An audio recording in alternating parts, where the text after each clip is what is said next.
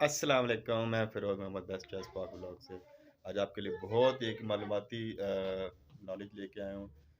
Video کو ضرور دیکھیے گا، بہت اس میں اہم پوائنٹ ہے۔ آج کل آپ کو پتہ ہے کہ ہم کوئی کھانا دیتے ہیں جس میں لنگر غوثیہ کہہ دیتے ہیں، لنگر حسینی کہہ دیتے ہیں، لنگر محمدیہ کہہ دیتے ہیں۔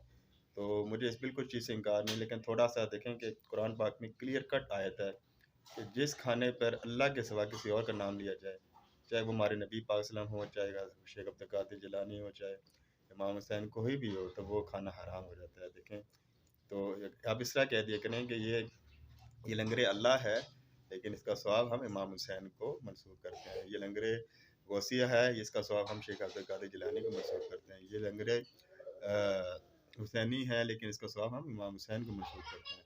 اس طرح کہتے کریں تو کھانا پاک ہو جائے گا۔ میرے بھائی احتیاط کے کریں، آپ بے شک یہ آپ قرآن پاک کی آیت سن لیں، اگر میری بات سے اتفاق نہ کرتے ہیں پھر بھی، کیونکہ اللہ کا حکم اول آخر ہے، اور ہم بے شک مہربانی کر کے اس پوائنٹ کو میں نے ہائی لائٹ کیا ہے، اس پوائنٹ کو آپ لازمی آپ اس آیت کو سنیں۔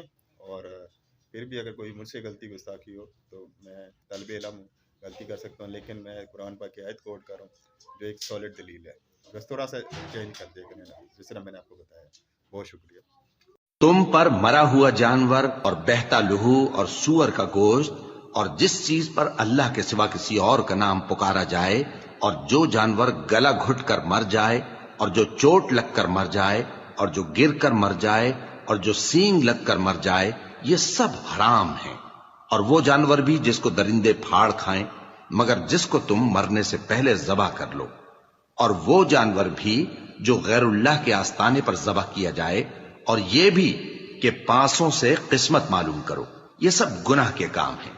آج کافر تمہارے دین سے نا امید ہو گئے ہیں، تو ان سے مت ڈرو اور مجھی سے ڈرتے رہو۔ آج میں نے تمہارے لیے تمہارا دین کامل کر دیا ہے، اور تمہارے لیے اسلام کو بطور دین پسند کر لیا۔